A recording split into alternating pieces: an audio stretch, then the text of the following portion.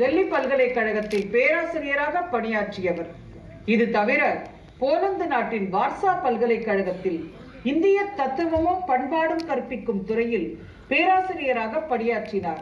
பின்னர் பாண்டிச்சேரி பல்கலைக்கழகத்தில் நாடகத்துறை தலைவராகவும் பேராசிரியராகவும் பணியாற்றி ஓய்வு பெற்றவர்.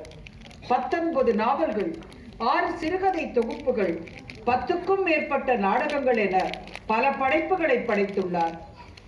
இவரின் எழுத்துக்களில் கூர்மையான அரசியல் பார்வையும் சக மனிதர்களின் சமூகத்தின் மீதான பார்வையும் பிரதானமாக பிரதிபலிக்கும். சாகித்ய அகாடமி விருது, பாரதிய பாஷா பரிஷத் விருது, சரஸ்வதி சம்மன் விருது, சாகித்ய நாடக அகாடமி விருது, 2010 பத்மஸ்ரீ விருது மற்றும் ஹிந்து நாளிதழ் நடத்தும் லிட் ஃபார் லைஃப் இலக்கிய நிகழ்வின் வாழ்நாள் விருது ஆகியவற்றை பெற்றுள்ளார். அண்மையில் ஃபெலோஷிப் வழங்கி இவரை கௌரவித்திருக்கிறது சாகித்ய அகாடமி. இவரது குறு நாடகம் புனரபி ஜனனம் புனரபி மரணம் இப்பொழுது